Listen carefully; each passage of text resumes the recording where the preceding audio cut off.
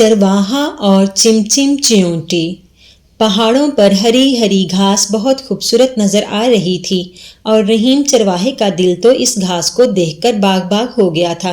वो सोच रहा था कि अगर उसकी बकरियां इन पहाड़ों पर चरने के लिए आ जाएं तो वो खूब मोटी ताजी हो जाएंगी और ज्यादा दूध देंगी। इसी सोच में डूबा वो घर पहुंचा। सामने उसकी बीवी बैठी कुछ परेशान दिखाई दे रही थी। वो मुस्कुराता है और अपनी बीवी से कहता है, मेरी प्यारी बेगम, आप परेशान मत हो। मैंने देखा है बारिश के बाद पहाड़ों पर खूब घास उग आई है।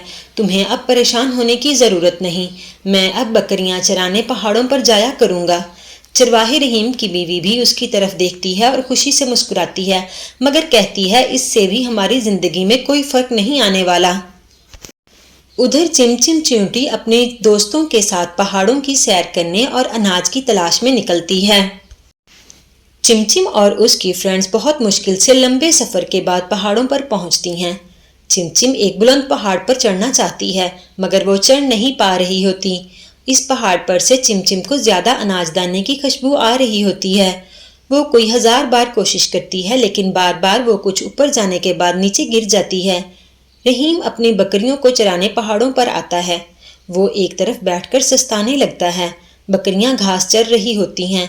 बकरियां भी हरी भरी घास देखकर बहुत रगबत से चरती हैं।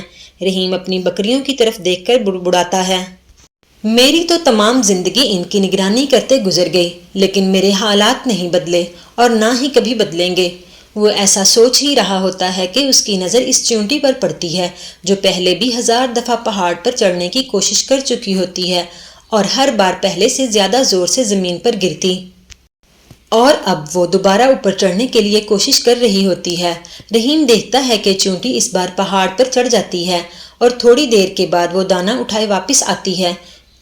ये सब देखकर भी रहीम के दिल में ये बात नहीं आती कि वो भी अपनी जिंदगी को बेहतर करने के लिए और ज्यादा कोशिश करेगा। वो जिंदगी से मायूस और तंग आ चुका होता है। उसे अपनी जिंदगी में बेहतरी का कोई रास्ता दिखाई नहीं दे रहा होता। देर में चियोंटियों का एक टोला उसके पास आकर रुकता है।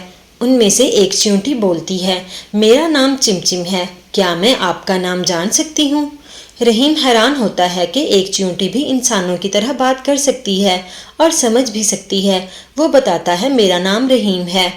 चिमचिम कहती है, रहीम, आप हैरान ना हो कि मैं कैसे इंसानों की तरह बोल सकती हूँ और समझ भी सकती हूँ, बल्कि आप मेरी कहानी चिमचिम और शहजादी सुन लो तो आपको पता चल जाएगा मैंने ये मैजिक कैसे सीखा। इसी चैनल पर मौजूद है और डिस्क्रिप्शन में इसका लिंक भी है। रहीम कहता है, ठीक है चिमचिम, मैं ज़रूर सुनूंगा। चिमचिम कहती है, भाई रहीम, आप कुछ परेशान और मायूस हैं, इसकी क्या वजह है? क्या आप मुझे बताना पसंद करेंगे? रहीम कहता है, चिमचिम, मैं अपनी ज़िंदगी से सख्त मायूस हूँ। गुर्बत और तंगदस्ती ने मेरा जीना हराम कर रखा है। चिमचिम कहती है, नहीं भाई रहीम, ऐसा नहीं कहते। क्या आप नहीं जानते, तमाम जानदार इंसान, पौधे और जानवर सभी अल्लाह की इबादत करते हैं और प्यारे नबी हज़रत मोहम्मद सल्लल्लाहु अलैहि वसल्लम पर दुरूद भी पढ़ते हैं। हम चियोंटियाँ भी अल्लाह की इबादत करती हैं।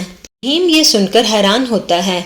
चिमचिम मजीद बोलती है, क्या मैं आपको एक ऐसा अमल बताऊं जिससे आप मुतमईन और दिली सुकून महसूस करेंगे? रहीम जवाब देता है, बताओ चिमचिम। चिमचिम बताती है, भाई रहीम, आप हमारे प्यारे नबी हज़रत मोहम्मद सल्लल्लाहु अलैहि वसल्लम पर दरूद पढ़ने के बाद सूरत दोहा पढ़ा करें, आपके दिल को खुशी और इत्मीनान मिलेगा। रहीम चिमचिम का शुक्रिया अदा करता है और बकरियों को लेकर घर रवाना होता है। जब वो घर पहुंचता है तो ईशा की नमाज का वक्त होता है। रहीम वज़ू करता है और अपनी बीवी को भी ऐसा करने के लिए कहता है। वो दोनों मिलकर नमाज अदा करते हैं और फिर दुरूद शरीफ और सूरत दुहा पढ़ते हैं। सब कामों से फारिग होकर जब रहीम अपने बिस्तर पर लेटता है तो वो हैरान होता है। उसका दिल और दिमाग पुरसुकून होते हैं और वो गहरी नींद सो जाता है। ऐसी प्यारी गहरी नींद वो कभी नहीं सोया था।